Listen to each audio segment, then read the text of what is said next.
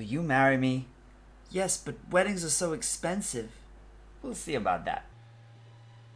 Hey, I'm Cairo and welcome to my channel about making money. This video is about saving money as getting married is expensive enough as it is. Add the word wedding to any product or service and you're bound to pay at least twice the price for exactly the same thing.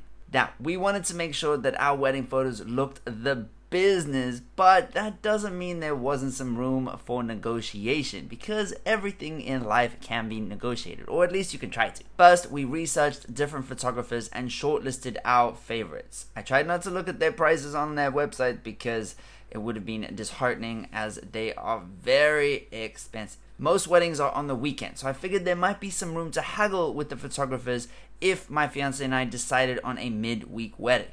Then, once you've got your shortlist, you just email the photographers asking what their rate would be for a midweek wedding. Tip 1 is to try and get them to go first in the negotiation. This is kind of like one of the tips on negotiation in general, but it also applies in this situation. You want to ask them what their best rate would be for a wedding, for an off-season wedding, for a midweek wedding, for your particular wedding. You just want to get what their best rate would be, not necessarily what their standard advertised rate would be, but what their best rate would be. This sets the bar for future negotiation. Let's say that their standard rate on their website says £2,000, right? If you ask them what their best rate would be, they might be incentivized to say, okay, £1,800, and that sets £1,800 as the new bar for negotiation. Tip number 2 is ask if there are any non-crucial components to the pricing, and ask if you can maybe cut those components out to save on costs. Perhaps the standard price includes 8 hours of shooting time, right? 8 hours of the photographer's time.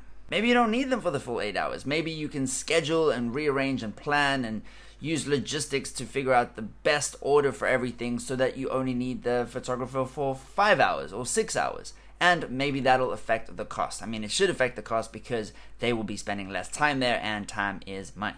So think whether you can structure the wedding smarter so that you can still tick all of the boxes, all of the photos that you need from this photographer in 5 hours instead of 8. So how much did we end up spending? Well, the initial quote from the photographer was £1,650. After I asked him about his best rate and told him that it would be a midweek wedding, he dropped that from £1,650 down to £1,250. Pretty huge saving. That's a £400 discount. Then we jumped on another call, had another little round of negotiation, and he dropped that further from £1,250 down to £1,000, and that is for a full day shoot, probably about 9 or 10 hours of his time. We'd also be getting a minimum of 400 edited photos, which seems to be the industry standard for wedding photographers, at least in the United Kingdom. So going from £1,650 down to £1,000, that is a 40% reduction, which is amazing. That's huge money off. Plus, you might be very keen on a weekend wedding in the middle of the busiest season. If you don't have endless resources and you have a little bit of flexibility, I'd highly suggest going for a midweek wedding or an off-season wedding, or even better, a midweek off-season wedding.